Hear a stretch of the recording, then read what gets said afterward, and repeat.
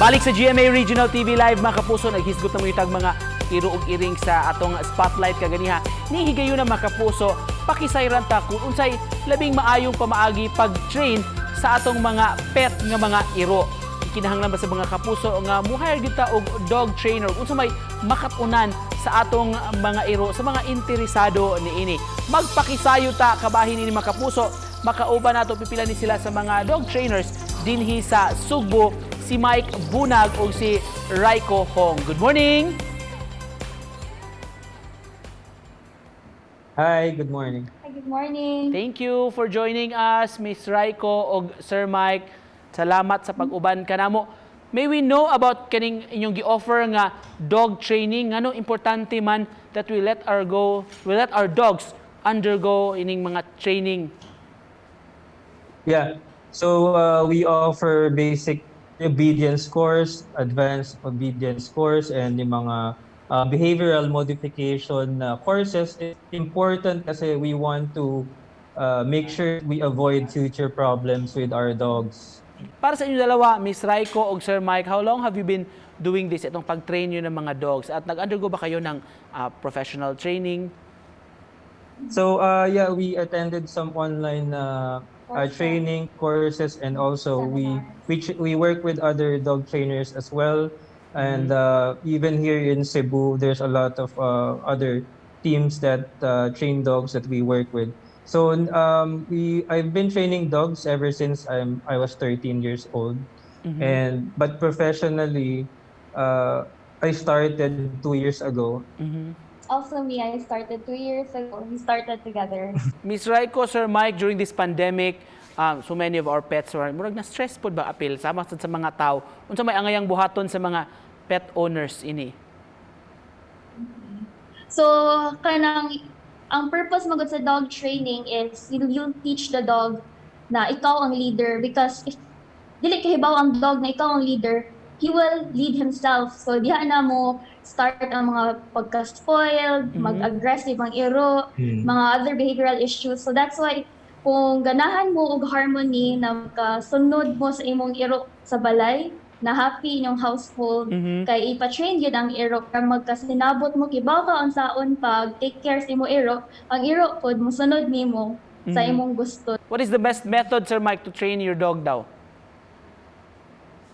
The best method is to give the dog rewards for every time the dog will do something that you want.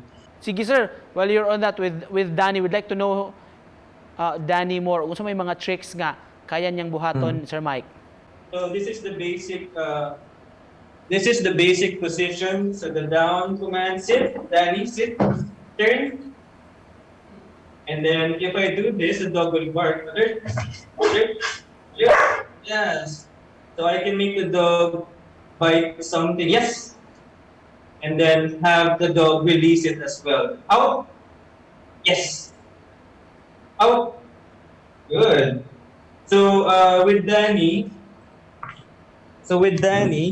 she can walk beside me without a leash, because I already trained her na being beside me is good, kasi every time she walks beside me, she gets rewarded with a ball or treats, mga ganyan. Miss Raiko ug Sir Mike, unsa may hardest trick kuno to teach a dog? Pang IGP. Hardest tricks. So with this dog, I'm training Danny for a competition. So I think that's one of the hardest na sports. It's IGP. So ano yan siya, like we need to walk, and then the dog needs to be looking at me the whole time, and then there will be gunshots. The dog should not act like shocked or like afraid. Sir Mike, unsa kuno maka-trigger sa mga dogs nga masuko to get angry, to bark or to bite? Palang po sa information sa atong mga pet owners nga nagtan-aw karon. So I think that most people they cage the dogs or they tie the dogs up. So caging is okay as long as you have time to take the dog out. So yan, siguro avoid yung mga nakaka-trigger, like placing the cage where there's people passing every time.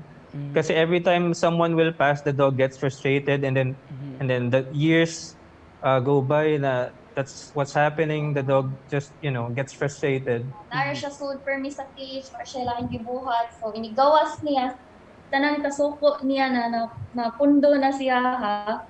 Kayang ipagawas, mga daya na mamaha. Muna, important yun, if mag-cage mo, giro pagawas ng panagsa, i-walk, i-exercise yun.